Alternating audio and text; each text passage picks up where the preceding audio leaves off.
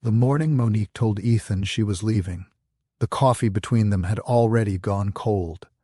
Ethan noticed it before he noticed anything else. He looked at the mug sitting beside her hand and wondered how long they had been sitting at the kitchen table without either of them drinking. Monique kept both hands folded in front of her. "I don't think I can spend the rest of my life struggling," she said. Ethan had heard versions of that sentence before. Not those exact words, but the feeling behind them.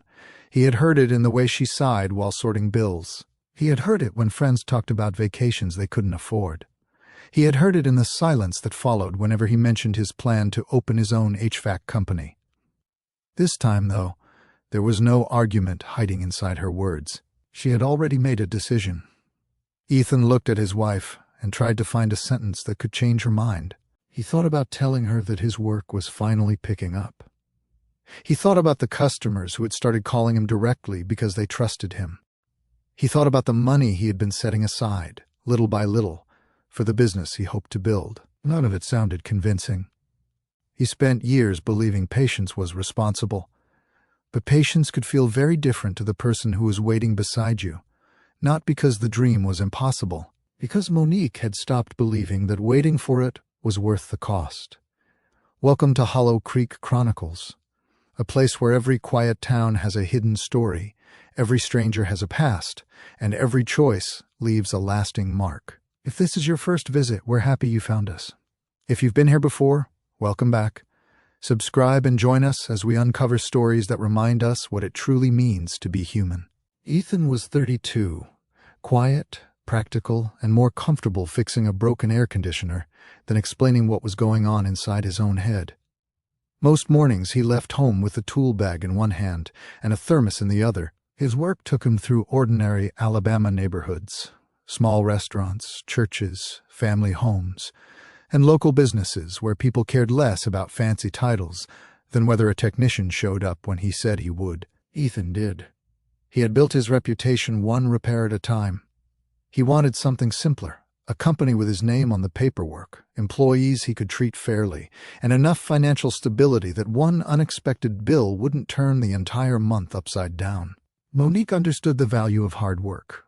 She was 28, intelligent, ambitious, and determined not to spend her life accepting less simply because less was familiar. Her job at a local medical office gave her structure and independence, but she wanted more from life than a steady paycheck. For a long time, she believed Ethan wanted the same thing.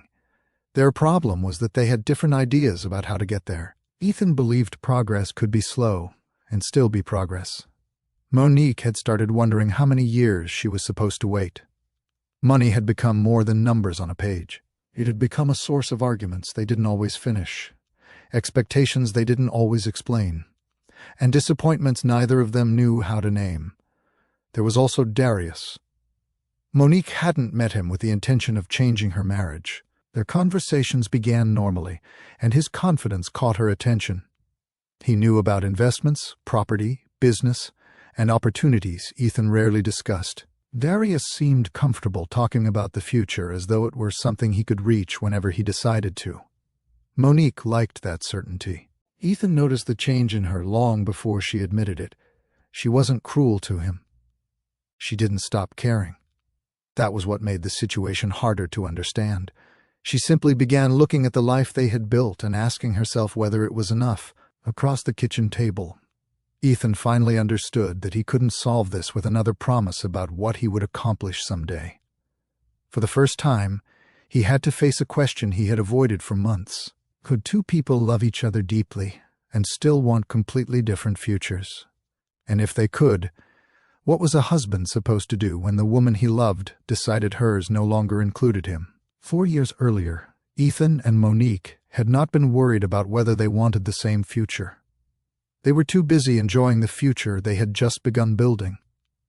Their first apartment wasn't impressive. The kitchen was small, the living room furniture didn't quite match, and the air conditioner had a habit of making an unpleasant clicking sound whenever it started. Ethan had promised to fix it himself, which Monique had found funny because he had spent nearly 3 weeks talking about fixing it before actually touching it. "You're an HVAC technician," she reminded him one Saturday morning. "I know." You fix air conditioners for other people. I know. Ours has been making that noise since we moved in. Ethan looked toward the hallway. I've been studying it. Monique laughed. Studying it? There's a difference between studying a problem and rushing into a repair. You're scared of our air conditioner. I respect the equipment. That made her laugh harder. Those were the kinds of moments that had made their marriage feel easy. Monique loved that Ethan could make her laugh without trying too hard. Ethan loved the way she challenged him when he became too serious. She was more expressive than he was, quicker to say what she thought, quicker to make plans, and much more comfortable talking about the life she wanted. Ethan listened. Sometimes he disagreed. Sometimes he needed a day before admitting she was right, but he listened. Their differences had once made them a good team. Monique pushed Ethan to think bigger. Ethan reminded Monique that not everything had to happen immediately.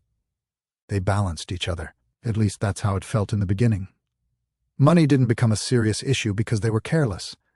It became one because ordinary life kept demanding more from them. Rent increased. Groceries became more expensive. Car repairs appeared at inconvenient times. Ethan's work was steady, but steady didn't always mean comfortable. Some months were better than others. A busy stretch could make Ethan feel confident about the future. A slow stretch could erase that confidence before the next paycheck arrived. Monique understood the numbers. She also understood how quickly numbers could become emotions. When she saw money leaving their account, she didn't simply see a payment. She saw another month without progress. Ethan saw something different. He saw a temporary obstacle. That difference slowly became important. Monique grew up surrounded by people who valued community, family gatherings, shared meals, church events, music, and the kind of conversations where everyone seemed to know what everyone else was working toward. She had learned to appreciate where she came from while still wanting to move forward. She didn't want luxury for the sake of showing off. She wanted options. She wanted to stop checking the price before making ordinary decisions. She wanted to know that if something went wrong, they could handle it without fear. Ethan wanted those things too. He simply believed he could build them gradually. The problem was that Monique had begun measuring their progress against other people's lives. A friend bought a newer vehicle. Someone else purchased a home.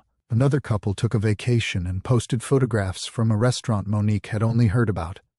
None of those things were supposed to matter. Yet they did. She started noticing the differences. Their dinners became less about enjoying the food and more about what they could afford. Their conversations about the future became less exciting. Whenever Ethan talked about opening his own HVAC company, Monique listened, but the excitement she once showed wasn't there anymore. "How long?" she asked one night. Ethan looked up from his plate. "How long for what?" "For your company." He knew what she meant. "I don't know exactly." Monique nodded. "That's what worries me." Ethan put his fork down. "I have a plan." "I know. You don't sound like you believe me." "I believe you want it." He waited. Monique looked at him. "I just don't know if wanting something is enough." The sentence stayed with him. Ethan didn't know how to answer because part of him feared she was right. Darius became more noticeable around this period. He was successful, confident, and comfortable discussing money in ways Ethan wasn't. Monique didn't initially see him as an alternative to her husband. She simply enjoyed talking with someone who seemed to understand the ambitions she had been carrying quietly. Darius asked questions about her plans. He talked about property. He discussed business opportunities. He seemed to have a clear answer whenever Monique brought up something that frustrated her. Ethan didn't know the details of those conversations. He only noticed their effect. Monique started bringing new ideas home. She talked about investments. She talked about buying property. She talked about building something bigger. Ethan was proud that she wanted more. What he didn't understand was that she had started believing someone else might help her reach it faster. One evening, Ethan came home later than usual after finishing an HVAC repair. Monique was sitting at the table, looking through something on her phone. She smiled when she saw him, but the smile disappeared quickly. Ethan set his tools down. "You okay?" "Yeah." He studied her face. "You sure?" Monique nodded. "I'm fine." Ethan wanted to believe her. But for the first time in their marriage, he found himself wondering whether fine meant what it used to mean. He walked toward the kitchen. Behind him, Monique looked down at her phone again. Neither of them said anything. The comparison had already become a habit. Neither had realized how much it was changing them. By the time summer settled over Alabama, Ethan had started waking up tired. At first, he blamed the work, the long drives, the hot attics, the heavy equipment, the calls that came in after dinner because someone's air conditioner had stopped working on one of the hottest nights of the year. Ethan was used to being tired. What bothered him was the way his body had begun feeling tired before the work even started. Some mornings, he stood beside the bed for a few seconds before getting dressed, waiting for the discomfort to ease. He never mentioned it to Monique. He told himself there was no reason to worry. He had customers waiting. Bills needed to be paid.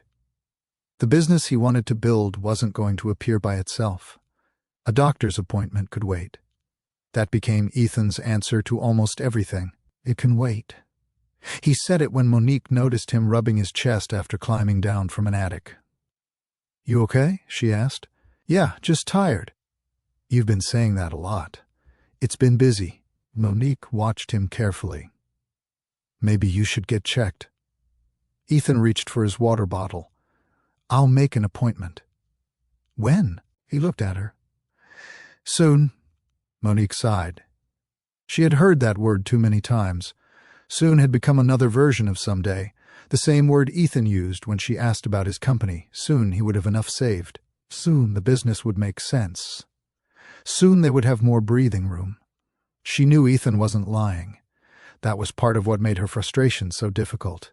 He genuinely believed he was building toward something. Monique simply wasn't sure she wanted to wait for the person he hoped to become. One evening, Ethan came home carrying his tools while Monique sat at the kitchen table with several bills spread in front of her. She didn't look angry. She looked exhausted. Ethan placed his things near the door. "How bad?" "Not terrible." He knew that answer. "Monique." She pushed one of the papers toward him. "I've been trying to make this work, Ethan." "We are making it work." "That's not what I mean." He sat across from her. For a few seconds, neither spoke. Monique finally looked up. "I don't want our entire marriage to be about surviving until things get better." Ethan leaned back. "I don't want that either." "Then what are we doing?" "I'm working." "I know you're working." "I'm saving." "I know. I have a plan." Monique's eyes softened for a moment. "I know you have a plan. Then what do you want me to do?" She looked down at the bills. "I don't know." That answer frustrated him.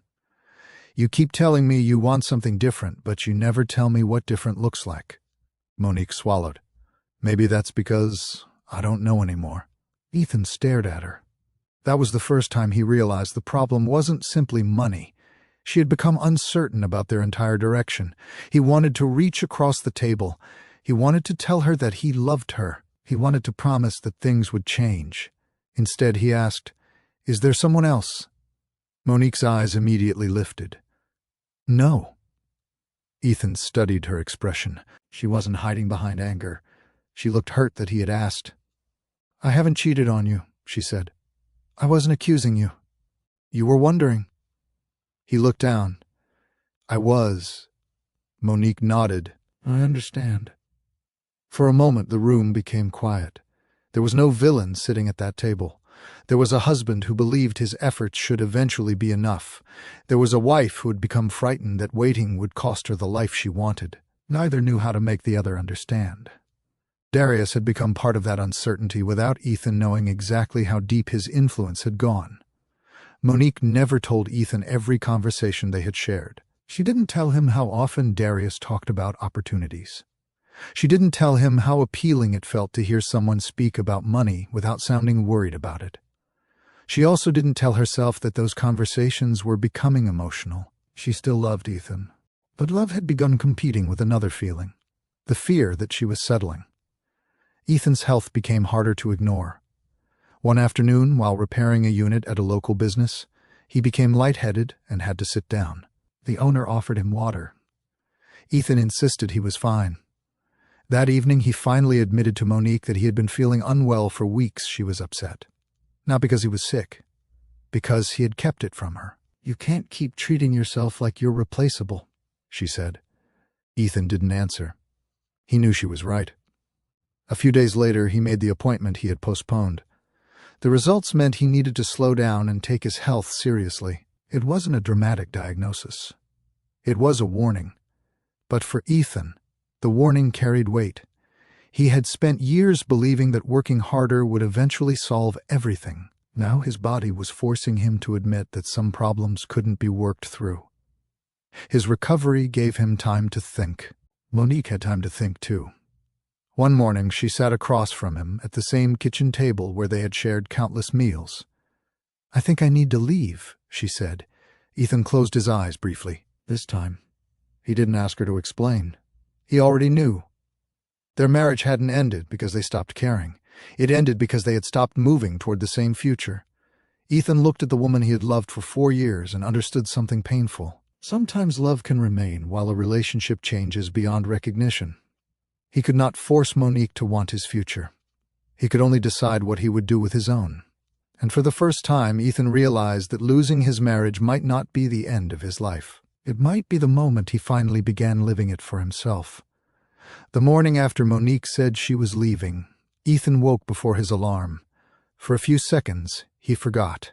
He reached across the bed out of habit, found the other side empty, and stared at the ceiling until the memory returned. Monique was leaving. Not because of a fight. Not because she had discovered some terrible secret about him. Not because Ethan had done something unforgivable.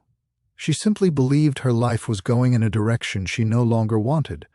That was harder for him to accept than anger would have been. Anger gave you something to fight. This didn't. Ethan got out of bed and stood quietly in the hallway. The house looked almost exactly the same. Her things were still there. Her shoes were beside the door. A cardigan hung over the back of a chair. For a moment he wondered whether the conversation from the previous morning had really happened. He walked into the kitchen and started the coffee. 1 cup. He caught himself reaching for a second mug. He stopped. That small mistake hurt more than he expected. For 4 years he had made coffee for both of them without thinking about it. Now 1 cup sat beneath the machine. Ethan took it to the table. His phone was beside him. He looked at it several times. He could call Monique. He could ask her to come home. He could remind her of everything they had shared. He could promise to change. He could tell her that he would work harder, save faster, and make his company happen sooner. But he knew promises were part of the problem. Monique had heard enough promises about the future. Ethan didn't want to become the man who begged someone to stay simply because he was afraid of being alone. So he put the phone down. Across town, Monique was beginning a very different morning. She had spent the night somewhere else, away from the house she had shared with Ethan. She was tired, but beneath the exhaustion was a strange sense of relief. That feeling made her uncomfortable. She had expected only sadness. Instead, there was space in her mind. No conversation about bills. No wondering whether Ethan had enough work that week. No waiting for his next customer payment before making plans. For the first time in months, she could think about herself without immediately feeling guilty. That didn't mean she stopped caring about Ethan. She hadn't. She thought about him while getting ready for work. She wondered whether he had eaten. She wondered whether he was taking his health seriously. She even considered sending him a message. She didn't. Monique knew that contacting him too quickly could make the separation harder for both of them. Her relationship with Darius was also entering unfamiliar territory. Darius had not promised to rescue her. He had never told her that Ethan was a bad husband. He simply offered a version of life that looked more comfortable. He knew business. He understood investments. He spoke about property and opportunities with confidence. Monique had been drawn to that confidence long before she admitted how much it affected her. That morning, Darius checked on her. "You okay?" he asked. Monique looked down at her coffee. "I think so." "You don't have to figure everything out today." She appreciated that. There was no pressure in his voice. For Monique, that made the decision feel safer. She had not left Ethan because she hated him. She had left because she was afraid. Afraid that their life would remain exactly as it was. Afraid that Ethan's plans would always exist somewhere in the future. Afraid that one day she would wake up and realize she had spent her best years waiting for a life that never arrived. Still, relief wasn't the same as certainty. Later that afternoon, Ethan returned from a small repair job. He opened the front door and instinctively called, "Monique?" Silence answered. He stood there with his tool bag in his hand. For years, coming home had meant telling her about his day. Sometimes she listened closely. Sometimes she teased him about a difficult customer. Sometimes she was busy with work of her own and only gave him half her attention. He had never understood how comforting those ordinary moments were. Now the house felt larger. Ethan put his tools away. He made dinner for one. He washed one plate. He left one glass beside the sink. Nothing dramatic happened. That was what made the loneliness so difficult. Life simply continued. Cars passed outside. A neighbor's dog barked somewhere down the street. The refrigerator hummed in the kitchen. Ethan sat at the table and finally allowed himself to think about the 4 years he had spent married to Monique. He remembered the laughter, the arguments, the plans, the small apartment. The first time she told him she believed he could build his own company. He remembered how proud she had once sounded. Ethan lowered his eyes. Maybe people could love each other and still reach a point where love wasn't enough to keep their lives aligned. He didn't know what would happen to Monique. He didn't know what would happen to him. For now, all he knew was that he had lost the life he thought was permanent, and he was going to have to learn how to stand without it. For the next few days, Ethan tried to make the house feel normal. He went to work. He answered customer calls. He bought groceries. He kept the television on in the evenings because silence had become harder to tolerate. But his body refused to cooperate with the life he was trying to maintain. The discomfort returned whenever he pushed himself too hard. Sometimes it was only a dull pressure. Other times, climbing a ladder left him breathing harder than it should have. His doctor had been clear about what he needed to do. Rest. Follow the treatment plan. Pay attention to his symptoms. Stop pretending exhaustion was simply part of being responsible. Ethan didn't like any of it. Rest sounded harmless until you were self-employed, and every missed appointment meant money that didn't come in. He looked at his calendar and counted the jobs he might have to postpone. That was his first instinct. Money, work, responsibility. His health came somewhere after those things. It took a few quiet mornings before he recognized how backwards that had become. For years, Ethan had treated being tired as evidence that he was doing enough. If he came home exhausted, he felt useful. If he worked through discomfort, he felt dependable. If he postponed something for himself so he could help somebody else, he considered that a good decision. Now he was beginning to understand that there was a difference between being hard-working and neglecting yourself. He didn't like the lesson, but he needed it. Monique learned about his health through a short message Ethan sent after she checked on him. She stared at her phone for several seconds after reading it.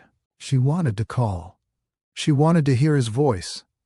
Instead, she typed, "Are you taking care of yourself?" Ethan replied, "I'm trying."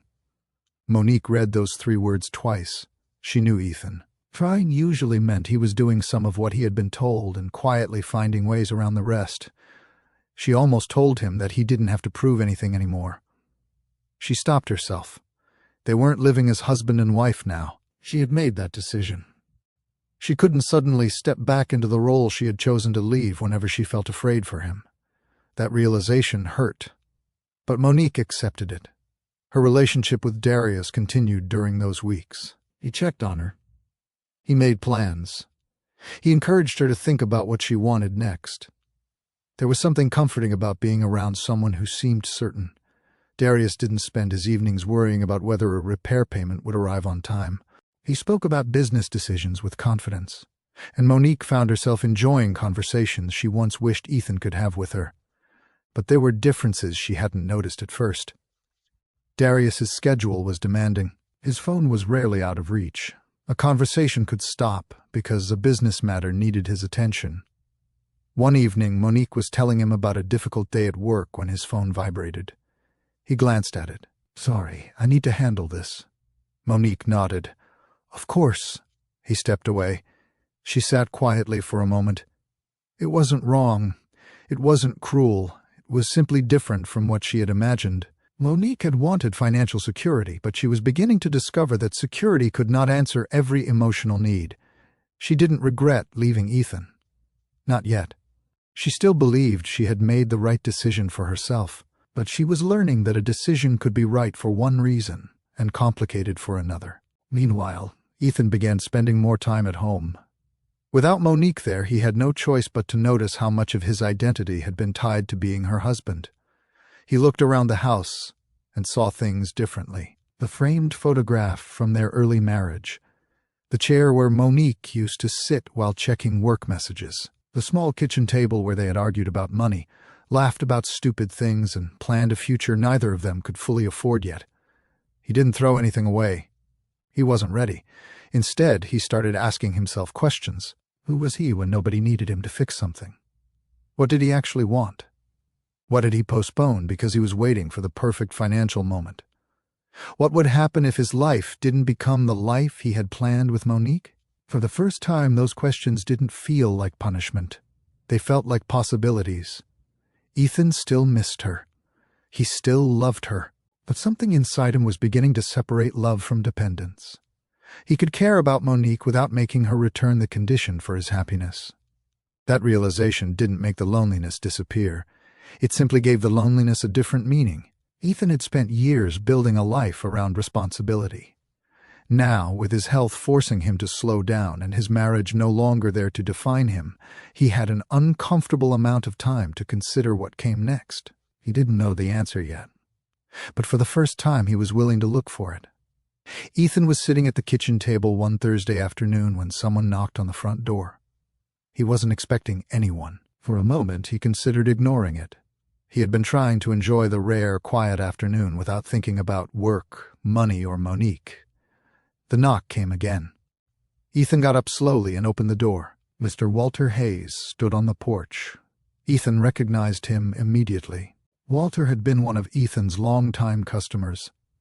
The kind of customer who remembered details most people forgot. Ethan had repaired the air conditioning system at Walter's property more than once, and over the years, their conversations had stretched beyond broken equipment. "How are you holding up?" Walter asked. Ethan gave a small shrug. "Getting there?" Walter looked at him for a moment. "Mind if I come in?" "Sure." They walked into the living room. Walter didn't immediately ask about Monique. He didn't offer advice Ethan hadn't requested. He simply sat down and looked around the room. "I heard you had to slow down." "Apparently." "You've never been very good at that." Ethan smiled faintly. "That obvious?" "To anybody who's watched you work." Ethan sat across from him. Walter folded his hands. "I wanted to talk to you about something." Ethan waited. Walter explained that he had been thinking about the future of the HVAC supply warehouse his family had operated for years. The business had served local technicians for a long time, but it was getting harder to keep up with changing costs, equipment, inventory, and the demands of modern customers. Walter was considering closing it. Ethan looked surprised. "You're serious?" "I am. That place has been around forever." "That's part of the problem." Walter smiled. "People think something lasting a long time means it will keep lasting without somebody taking care of it." Ethan understood that more than Walter probably realized. Walter continued. "I've watched you work for years." Ethan shook his head. "I just fix air conditioners." "No, you solve people's problems. That's what the job is." "Not everybody does it the way you do." Ethan didn't know what to say. Walter leaned forward. "You've always treated people fairly, especially people who don't know anything about HVAC." "I try." "You explain what you're doing. You don't pressure people into repairs they don't need. You show up when you say you will." Ethan looked down at his hands. Walter had noticed things Ethan had never considered important. "I'm not a businessman," Ethan said. Walter nodded. "Not yet." Ethan gave him a skeptical look. "That's not how it works." "Maybe not, but you already know the trade." "I know how to repair equipment." "You know customers. You know suppliers. You know what technicians need. You know what happens when a business owner makes promises he can't keep." Ethan leaned back. Walter wasn't offering him a job, at least not the kind Ethan expected. "I want you to help me modernize the warehouse," Walter said. Ethan stared at him. "Me? Yes. Why?" "Because you understand the work from the ground up." Ethan looked toward the window. His first instinct was to say no. He didn't have the business experience. He was still recovering. His marriage had just ended. His finances weren't where he wanted them.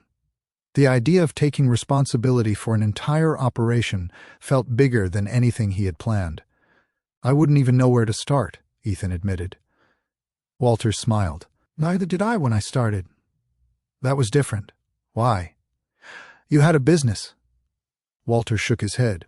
"I had a building, some equipment, and a lot of confidence I probably hadn't earned yet." Ethan laughed quietly. It was the first genuine laugh Walter had heard from him that afternoon. Walter stood. "You don't need to decide today." Ethan looked up. "I thought you wanted an answer." "I want you to think." Walter walked toward the door before stopping. "You've spent your whole life believing your value comes from how much work you can do with your hands." Ethan said nothing. Walter turned back. "Maybe it's time you learned what else you're capable of." After Walter left, Ethan remained near the doorway. He watched the older man walk toward his vehicle and leave the driveway. The house became quiet again, but this time the quiet felt different. Ethan returned to the kitchen and sat at the table. For months, every decision he had made had somehow been connected to losing Monique. Should he call her? Should he wait? Should he prove that he could succeed? Should he become the man she wanted? Walter's offer presented a different question. What if he built something because he wanted it? Not to make Monique regret leaving. Not to compete with Darius. Not to prove that she had made the wrong choice. Just because Ethan had spent years talking about building his own future and had never truly given himself permission to begin. He looked at the calendar beside the refrigerator. For once, Ethan wasn't thinking about what he had lost. He was thinking about what might still be possible. He didn't know whether Walter's opportunity would work. He didn't know whether he had the skills to turn a struggling warehouse into something lasting. He only knew that saying yes would require him to become more than the man who had spent his life working hard. It would require him to learn, to make mistakes, to ask questions, to take care of himself, and perhaps most importantly, to build a future that belonged to Ethan, whether Monique ever returned to it or not. Ethan called Walter the following morning. "I've thought about it." Walter was quiet for a second. "And I want to try." "That's not the same as knowing what you're doing." "I know." "Good, that's a better place to start." The warehouse looked different once Ethan began seeing it as something he might help run. He had walked through it as a technician looking for parts. Now he noticed shelves that hadn't been organized properly, inventory that sat too long, invoices that needed attention, equipment that had been ordered without enough thought about when it would actually sell. Walter didn't hand him a position and disappear. He stayed close enough to teach, but far enough away to make Ethan think. Ethan hated paperwork. He could diagnose an HVAC problem faster than he could make sense of a stack of business documents. One afternoon he stared at a spreadsheet and rubbed his forehead. "I thought running a company meant fixing equipment." Walter looked over his glasses. "It means fixing problems. Equipment is only one category." Ethan laughed. "That's not funny." It wasn't meant to be. They worked through the numbers together. Ethan learned that money coming into a business didn't mean all of it belonged to the owner. Some of it had to cover inventory, insurance, taxes, payroll, equipment, fuel, maintenance, and unexpected expenses. He had earned money for years. He had never learned how to build a system around it. That distinction bothered him because it made several old arguments with Monique look different. She had complained that they weren't getting ahead. He had responded by working harder. Neither of them had spent enough time asking whether the money they earned was being managed well. He started with a budget. Personal expenses stayed separate from business expenses. He tracked every purchase. He studied contracts before signing them. He asked questions about insurance instead of assuming he understood the coverage. Taxes became something he planned for rather than something he worried about when a deadline approached. Pricing was another lesson. Ethan had always wanted to be fair to customers, but Walter pointed out that charging too little could eventually hurt the very people Ethan wanted to serve. "You're not helping anybody if you price yourself out of business," Walter told him. Ethan frowned. "I don't want people thinking I'm taking advantage of them." "Fair pricing isn't taking advantage." Ethan knew Walter was right. Still, the first time he adjusted a service price, he sat in his truck for several minutes before sending the updated estimate. He expected the customer to reject it. The customer accepted. That moment stayed with him. Because Ethan was beginning to understand that running a business required decisions he couldn't make based entirely on whether someone might be disappointed. He made mistakes too. He ordered supplies he didn't need quickly enough. He underestimated one expense.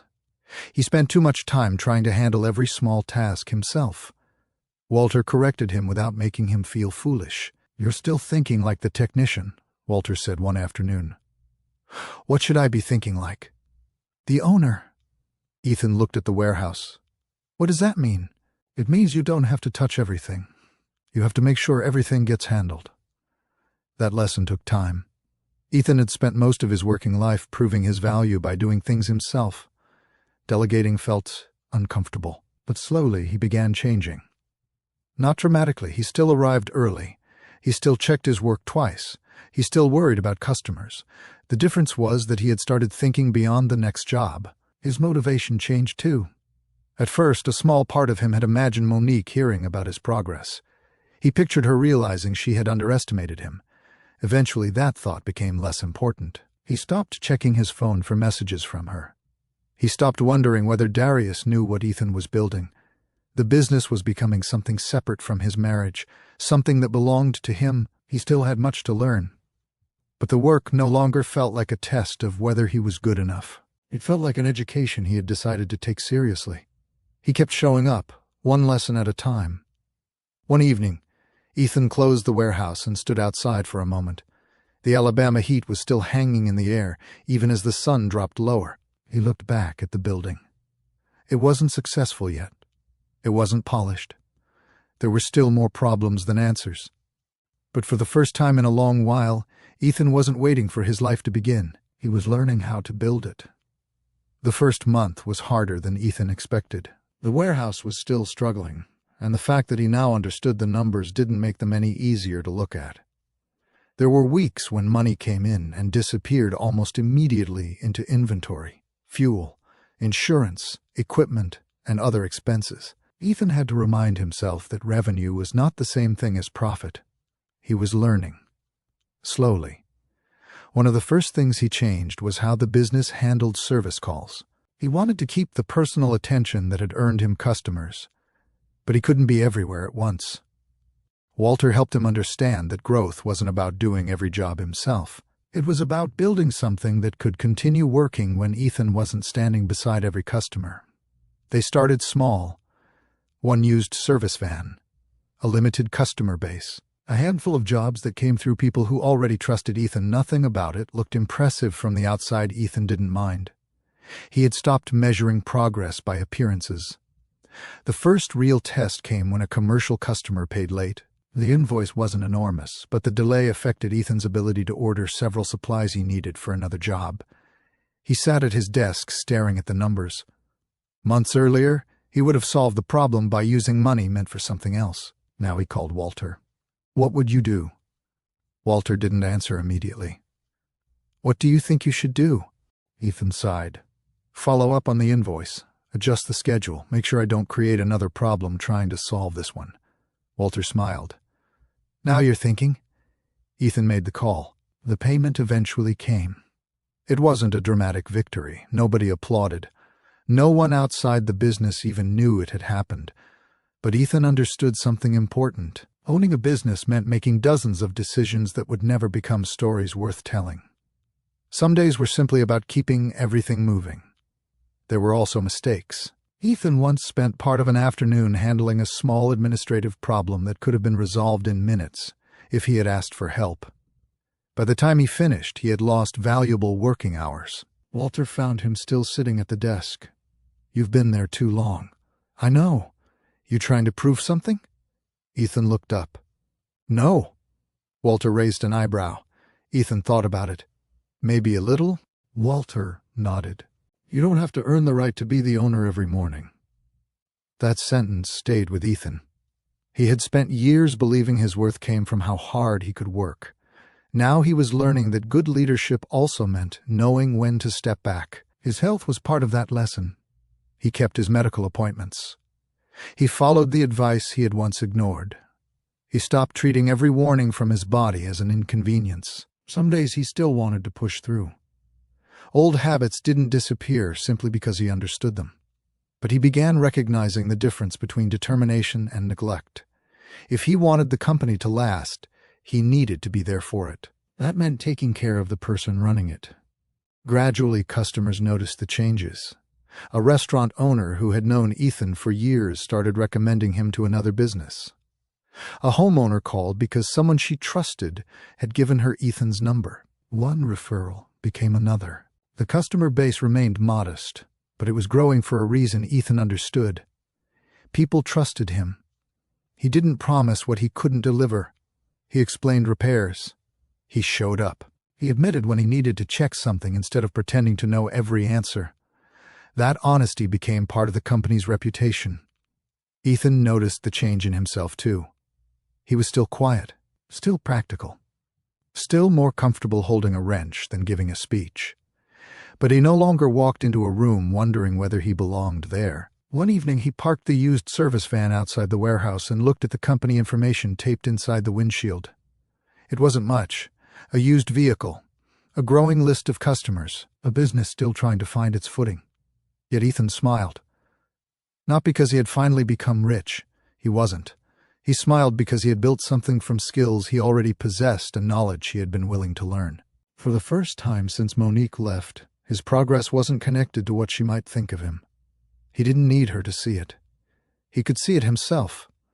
That night, Ethan went home, made dinner, and sat quietly at the kitchen table. The house was still quiet, but the silence no longer felt like proof that something was missing. It was simply part of the life he was learning to live. And somewhere across Alabama, Monique was discovering that the life she had chosen came with its own lessons. Monique's life looked different from the outside. There were dinners at restaurants she once considered too expensive. There were conversations about property and business. There were weekends when she didn't have to calculate every purchase before deciding whether she could afford it. For a while, that freedom felt exactly like what she had been missing. Darius was generous. He knew places Monique had never visited and introduced her to people who spoke casually about investments, commercial property, and business opportunities. He drove a newer vehicle, dressed well, and seemed comfortable in situations that had once made Monique feel out of place. She enjoyed being around that confidence. More than anything, she enjoyed not having to wonder whether the next unexpected expense would upset an already tight budget. One Friday evening, Darius took her to a restaurant in Birmingham. Monique looked around the room while they waited for their food. "This is nice," she said. Darius smiled. "You deserve nice." She smiled back. For a moment she thought about Ethan, not with regret, just memory. She remembered the little restaurants they used to visit when money was tight. Ethan would always study the menu longer than she did. "What are you looking at?" she once asked him. "Trying to find the best value." "You're choosing dinner like you're buying a car." "I take food seriously," she had laughed. That memory came back unexpectedly. Monique looked down at the table. Darius noticed. "You okay?" "Yeah, you seem distracted." "I was just thinking." "About Ethan?" The question caught her off guard. Monique looked at him. "I wasn't thinking about him like that." Darius nodded. "I didn't say you were." There was no accusation in his voice. That made the conversation easier. Monique appreciated that Darius wasn't pretending her previous marriage hadn't existed. He understood that leaving Ethan hadn't erased 4 years of her life. Still, she noticed something about Darius that she hadn't fully understood before. His attention was divided. His phone stayed close. During dinner, he checked it twice. Later that night, while Monique was telling him about something that had happened at the medical office, his phone rang. He looked at the screen. "I need to take this." Monique nodded. He stepped away. She waited. 5 minutes passed, then 10. When Darius returned, he apologized. "Business. I figured. I didn't mean to leave you sitting there. I know. He kissed her forehead. Monique smiled, but something had shifted inside her. Not enough to make her leave. Not enough to make her regret Ethan. Just enough to make her notice that every life came with trade-offs. She had wanted someone who understood business. Darius did. She had wanted someone who could provide financial comfort. Darius could. But she had also wanted someone who would sit with her after a difficult day and listen without checking a phone. That part was harder to measure. Over the following weeks, Monique began noticing other differences. Darius liked making plans quickly. Monique preferred discussing them. He could make a decision over breakfast and expect everyone around him to adjust. She sometimes needed time. One afternoon they disagreed about a property he was considering. "You don't think it's a good idea?" Darius asked. "I think you should look at the numbers again." "I already did." "I know, but I don't think you've considered what happens if the property needs more work than expected." Darius leaned back. "You worry a lot." Monique frowned. "That's not the same as being wrong." He smiled slightly. "I didn't say you were wrong." The conversation ended there. No shouting, no insults, just two people discovering that financial confidence and emotional compatibility weren't automatically connected. That evening, Monique sat alone for a while. She thought about the reason she had left Ethan. She had wanted movement. She had wanted options. She had wanted a life where money didn't determine every decision. She'd gotten some of that. But she was beginning to understand something she hadn't considered when she was sitting across from Ethan at their kitchen table. A comfortable life could still feel complicated. Money could remove certain worries without answering every question. Monique didn't regret leaving. She wasn't ready to. She still believed Ethan and she had wanted different things. But she was no longer certain that Darius represented the complete answer. That uncertainty frightened her, because admitting it meant she had to look honestly at her own decision. Had she left Ethan because their marriage was truly wrong for her? Or had she become so focused on the life she thought she was supposed to have that she stopped noticing the parts of her marriage that still mattered? She didn't have an answer. Across town, Ethan was learning to build a business without thinking about her. Monique was learning something else. The life she had wanted was not necessarily the life she had imagined, and neither realization was finished yet. Months had passed since Monique left, and by late summer Ethan had settled into a routine he never expected to have. Work began early. He checked the service van, reviewed the day's appointments, and made sure the warehouse had what he needed before heading out. His health was no longer something he ignored. He still had difficult days, but he listened to his body now. Rest was no longer something he considered a weakness. The business was growing slowly. Not enough to make Ethan wealthy, and certainly not enough to erase every problem, but enough that people had started noticing. On a warm Saturday afternoon, Ethan attended a community event in town. He almost didn't go. He had spent most of the week working, and the idea of standing around making small talk wasn't particularly appealing. Walter had encouraged him to attend because several local business owners would be there. "You can't build a business from behind a desk," Walter had told him. Ethan had laughed. "I don't spend much time behind a desk. You know what I mean." So Ethan went. The event was held outdoors, with families moving between tables, children running around, and local businesses talking with residents.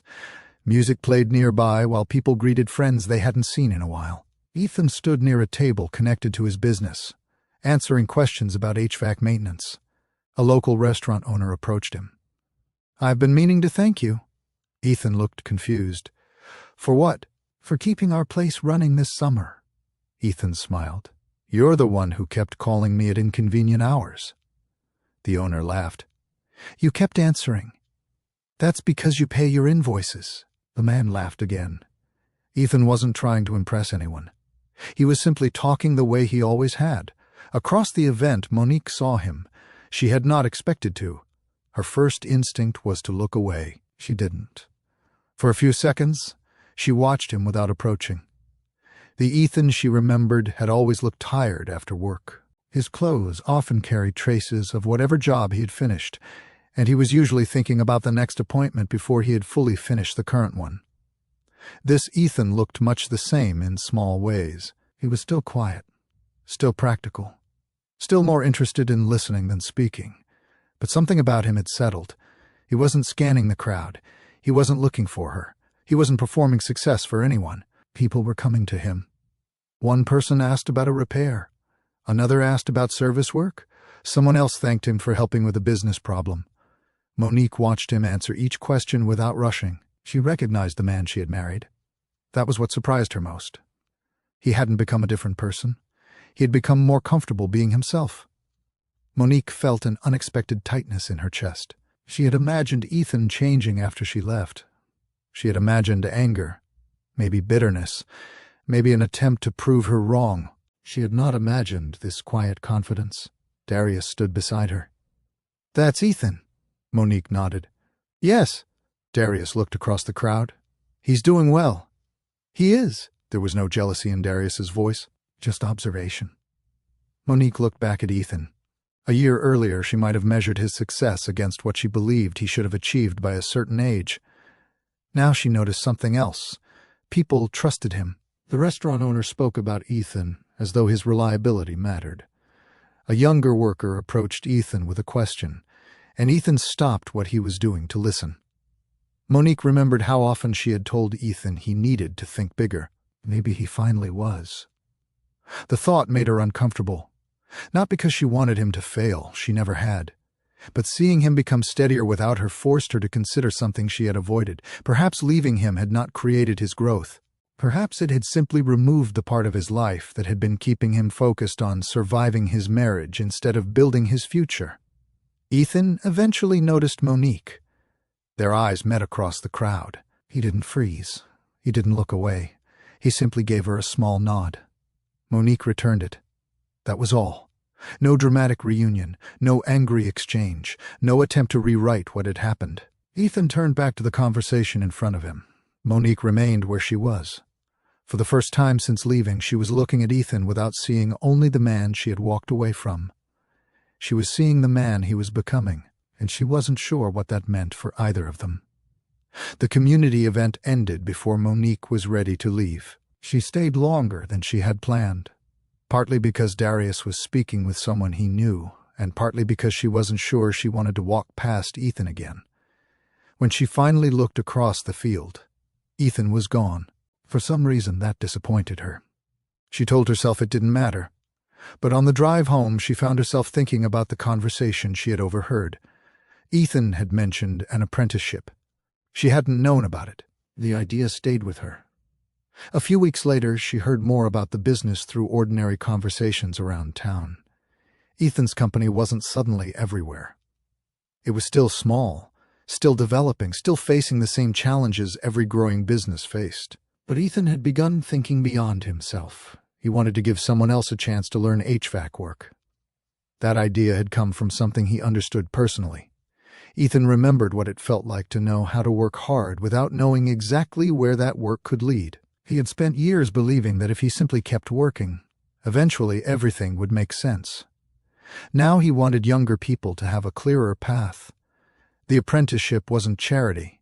Ethan wanted people who were willing to learn. He wanted them to understand the trade, show up consistently, treat customers honestly, and eventually have skills that could support them. One afternoon, Ethan stood inside the warehouse with Walter while looking over some paperwork. "You're taking on more responsibility," Walter said. "I know." "You ready?" Ethan smiled. "No." Walter laughed. "Good answer." Ethan looked toward the service equipment stacked along the wall. "I used to think being ready meant knowing exactly what to do." "And now?" "Now I think it means knowing what I don't know," Walter nodded. "That'll save you money." Ethan smiled. The company still had problems. There were bills to track, customers who needed reminders, equipment that cost more than Ethan wanted to spend, decisions that couldn't be delayed. But he was learning to handle those problems without letting them consume him. His health remained part of that discipline. He kept his appointments. He rested when necessary. He stopped accepting every job simply because he was afraid another opportunity might not come. The old Ethan would have called that irresponsible. The new Ethan understood that protecting his health was part of protecting the business. That change was subtle, but it affected everything. Monique noticed it from a distance. She occasionally heard about Ethan through people they both knew. She didn't ask directly. She didn't want anyone thinking she was watching him. But whenever his name came up, she listened. She learned that the apprenticeship was becoming real. She learned that his customer base had grown. She learned that the business was still modest, but stable enough for Ethan to consider taking on more responsibility. None of it made him rich. That was important. Monique wasn't watching a man who had suddenly become wealthy. She was watching a man who had become purposeful. That distinction bothered her more than she expected. Because when she left Ethan, part of her reasoning had been that he wasn't moving fast enough. She had wanted a life with greater financial security. She had found some of that with Darius, but Ethan had found something she hadn't expected him to find. Direction. One evening, Monique and Darius were having dinner when she mentioned the apprenticeship. Darius looked up from his phone. Ethan's hiring? Not exactly. He's training people. Darius nodded. That's smart. He wants to teach young people the trade. Good business. Monique smiled slightly. He said he remembers not knowing where he was headed. Darius put his phone down. That sounds like him. Monique looked at him. You remember him? Of course. She hadn't expected that answer. Darius continued. You talked about him before we got together. Monique looked down. I did. You cared about him. I still care about him. Darius didn't react defensively. I know. That simple answer left Monique quiet. She appreciated that Darius didn't demand that she erase her past to prove her commitment to him. But she was also beginning to understand that caring about Ethan wasn't necessarily the same as wanting her old marriage back. The two ideas could exist separately. That realization made her think about the life she had chosen. She had wanted comfort. She had wanted progress. She had wanted someone who understood money and business. She had found those things. But she was starting to understand that success could be measured in more than income. Ethan had learned that lesson through hardship. Monique was learning it through comparison. Neither lesson was finished. Meanwhile, Ethan was preparing the warehouse for another busy week. He checked the inventory, reviewed the schedule, and spoke with Walter about the apprenticeship. For a brief moment, he thought about Monique. He wondered whether she had seen the changes in him. The thought lasted only a few seconds. He didn't need her approval anymore. That was perhaps the biggest change of all. Ethan had once wanted success to prove that Monique had been wrong to leave. Now he wanted success because he finally understood what kind of life he wanted to build. Not a life designed to impress her. A life designed to make him proud when nobody was watching. And Monique, watching from a distance, was beginning to understand that the man she had left was no longer waiting for her to decide his worth. For several days after the community event, Monique kept thinking about Ethan's face when he saw her. There had been no anger in it. That surprised her. She had spent months imagining what their first meeting might look like. In some versions, Ethan would be cold. In others, he would make it obvious that he had moved on. She had even imagined him saying something that would make her feel guilty for leaving. Instead, he had simply nodded. That small gesture stayed with her. Monique began asking herself questions she had avoided while the marriage was ending. What had she actually wanted? She had wanted financial security. That part was true. She had wanted more opportunities. She had wanted to stop worrying about every unexpected expense. She had wanted Ethan to move faster. None of those desires were wrong, but there was another question she had never asked herself honestly. How much of her frustration had come from Ethan's choices? And how much had come from expectations she had never clearly explained? She remembered the night they had argued about his company. She had asked how long it would take. Ethan had said he didn't know. At the time, she heard uncertainty. Now she wondered whether she had ever asked him what he needed from her. Maybe she had expected him to understand her disappointment without making her explain it. Maybe he had expected her to understand his patience without explaining what he was building. They had both filled in the blanks. Marriage had suffered in the spaces between those assumptions. Monique wasn't trying to rewrite the past. She knew she had made a choice. She also knew Ethan had made mistakes. He had worked too much. He had ignored his health. He had allowed his dream to remain vague for too long. He had believed providing was enough when Monique had also needed partnership in planning their future. Those failures mattered. But Monique's own choices mattered too.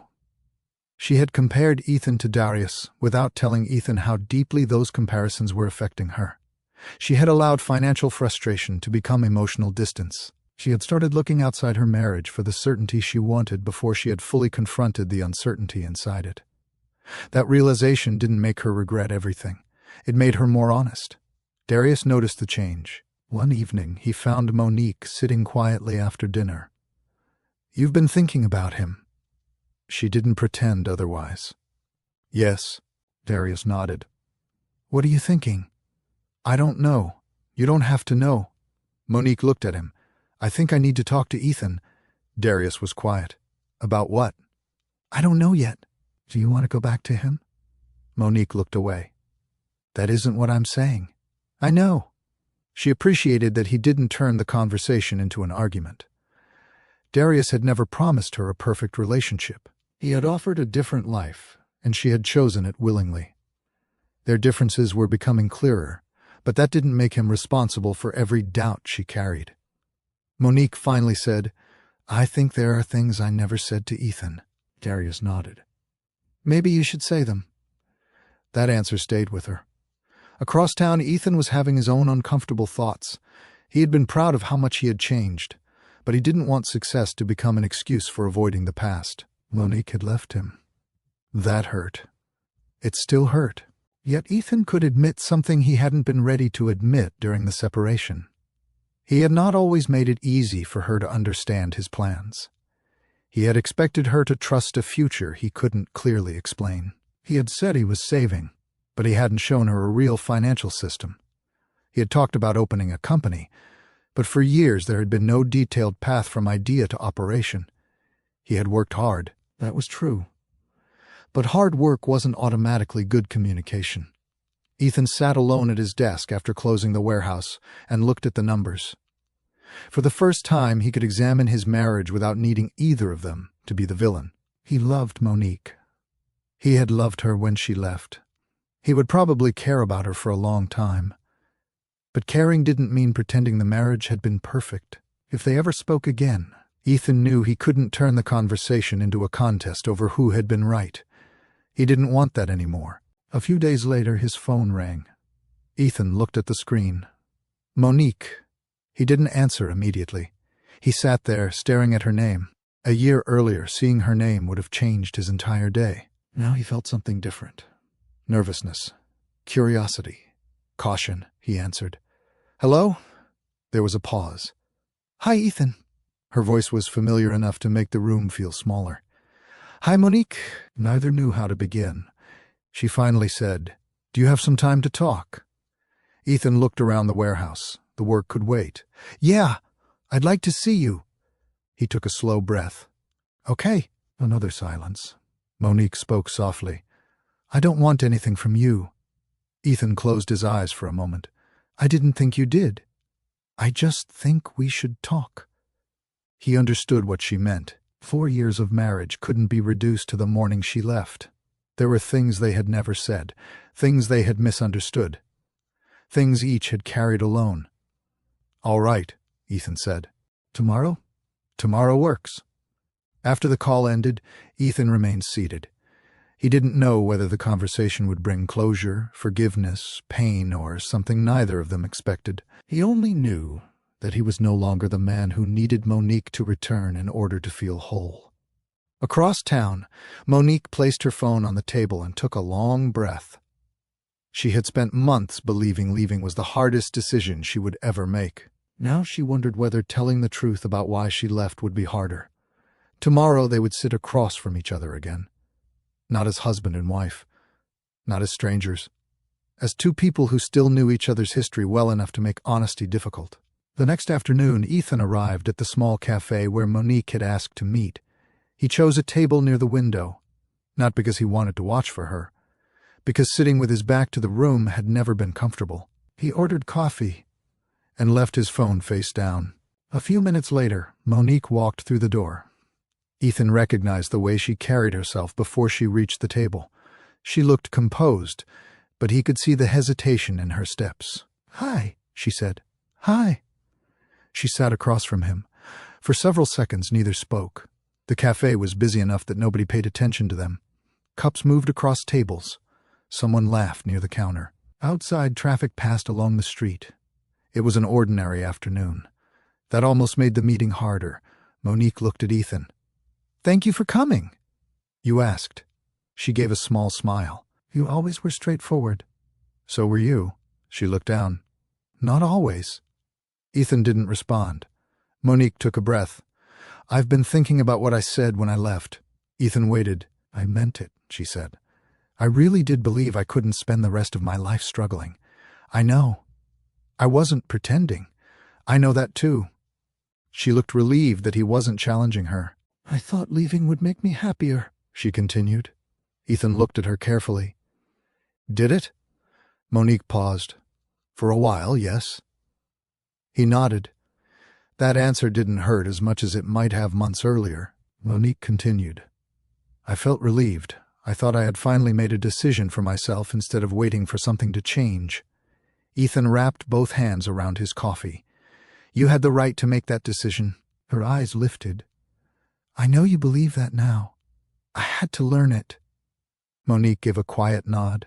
"I also need to admit something." Ethan waited. "I compared you to Darius." The words sat between them. "I compared our life to his life.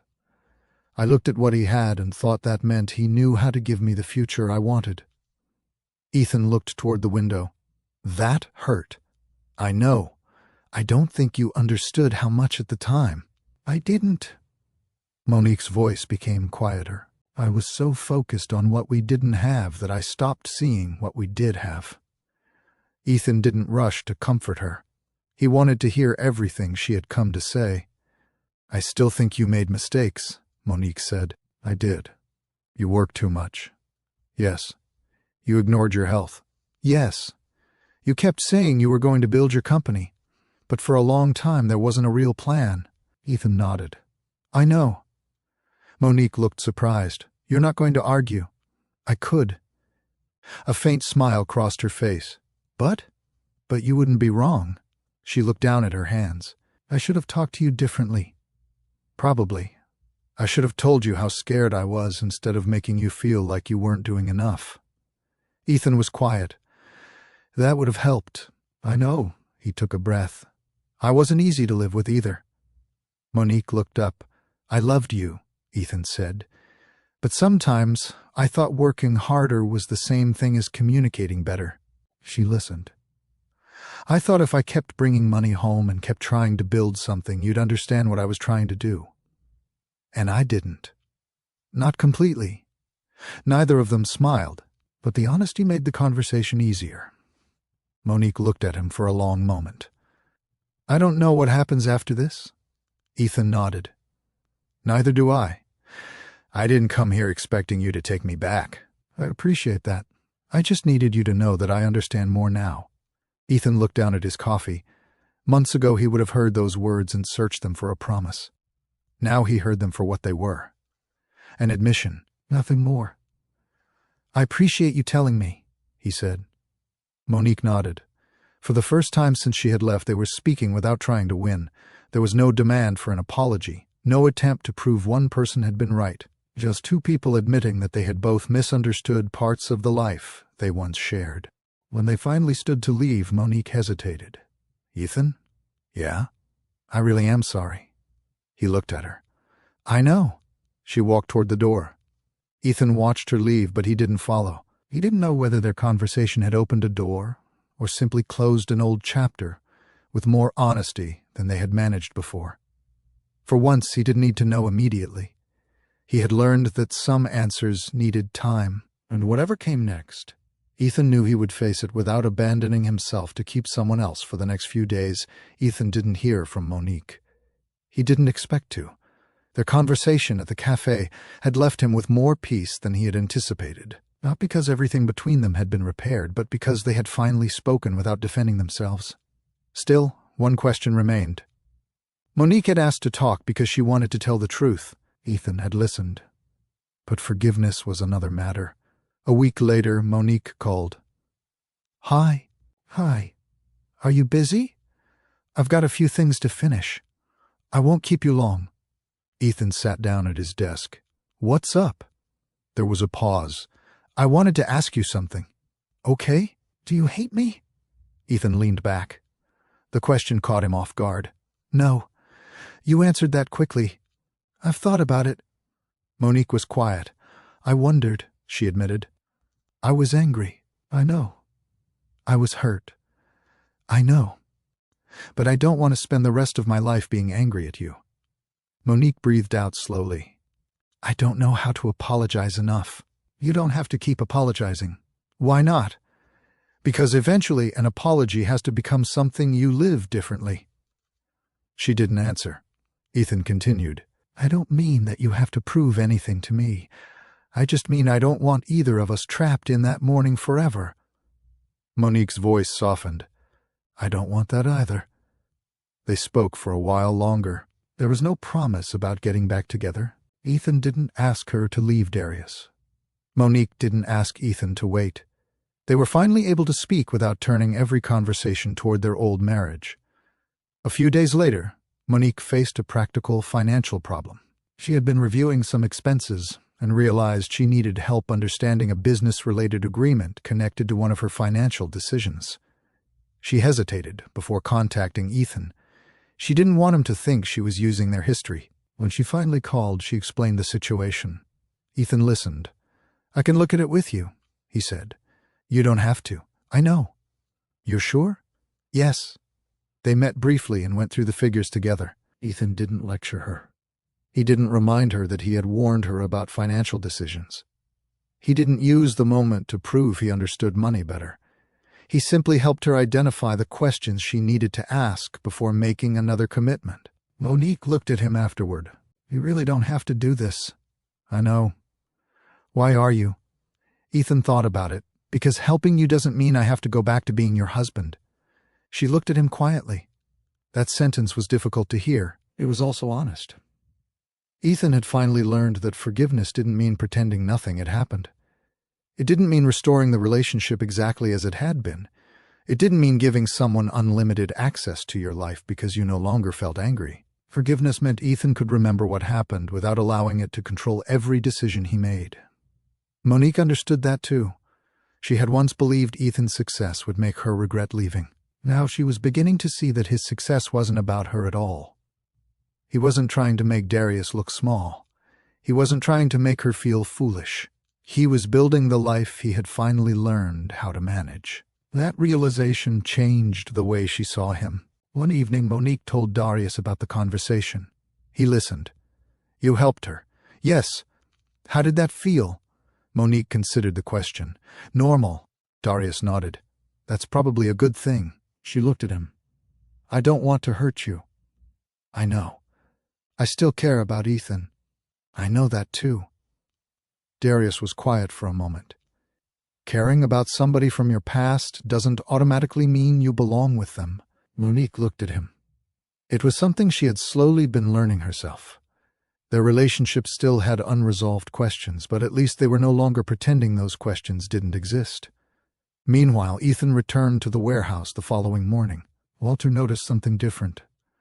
You look lighter. Ethan smiled. Maybe I slept better. Walter shook his head. I'm not talking about sleep. Ethan knew what he meant. I talked to Monique. Walter didn't ask for details. Did it help? Yeah. Are you getting back together? Ethan smiled. No. Walter nodded. Then what changed? Ethan looked around the warehouse. I think I finally forgave her. Walter considered that. And yourself? Ethan paused. That part might take longer. Walter smiled. Fair enough. Ethan turned toward the work waiting for him. For the first time, forgiveness didn't feel like giving something away. It felt like putting down something he had been carrying for too long. He still didn't know what the future held for him and Monique. But he no longer needed their past to decide it. Ethan's work continued to grow, but the changes in his life were no longer measured only by the number of service calls on his calendar. He had learned to pause. He had learned to look at a problem before rushing toward the quickest solution. Most importantly, he had learned that a good life could not be built by neglecting the person living it. The apprenticeship program was taking shape.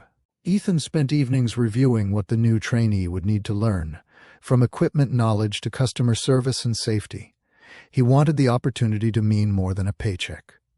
He remembered how uncertain his own early working years had felt. He had known how to work. He had not always known where that work was leading. Now he wanted someone else to have a clearer path. Walter watched him work through the details. "You've changed," Walter said one afternoon. Ethan looked up. "For better or worse?" Walter smiled. "Ask me after you finish the paperwork." Ethan laughed. There was still plenty of pressure. The business wasn't effortless. Ethan had expenses, customers, equipment to manage, and decisions that required patience. But he no longer mistook difficulty for failure. Monique was learning her own lessons. Her relationship with Darius had not collapsed. There had been no dramatic betrayal. They still had good conversations. Darius still treated her with respect, and Monique still appreciated the financial knowledge and confidence that had attracted her to him. But she had stopped viewing him as the answer to every uncertainty in her life. She had learned that nobody could build her future for her. Not Ethan, not Darius, not anyone. That realization made her more accountable for her choices. One evening she thought about the morning she left Ethan. She remembered what she had said. "I don't think I can spend the rest of my life struggling." At the time she believed the sentence was about money. Now she understood it had also been about fear. She had been afraid of wasting time, falling behind, and discovering that the life she wanted might never arrive. Those fears had been real, but fear had influenced her judgment. She had assumed that moving toward a wealthier life would automatically move her toward happiness. It hadn't. Ethan had made a different mistake. He had assumed working harder would automatically make Monique feel secure. It hadn't. Both had confused effort with communication. Both had expected the other to understand needs that were not always spoken clearly. Neither could change that history. They could decide what to learn from it.